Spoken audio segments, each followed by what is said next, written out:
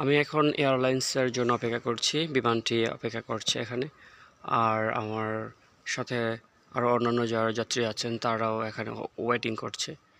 আর waiting করার যে waiting রুমটি বিশাল বড় এবং খুবই সুন্দর। আর এখন সময় সকাল, তাই খুবই শান্ত নীরব এবং অনেক কম মানুষ আছে, যাত্রী আছে। সময়ের প্রেক্ষিতে অনেক যাত্রী চলে আসবে। খুবই সকাল, অন্ধকার আসছে,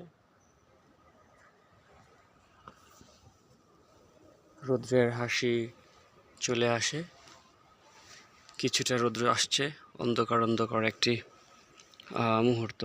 এখানে কিছু মানুষ আছে, তারপর তারা কথা বলছে না, খুবই আস্তে কথা বলে, খুবই নম্র ভদ্র আচার ব্যবহার।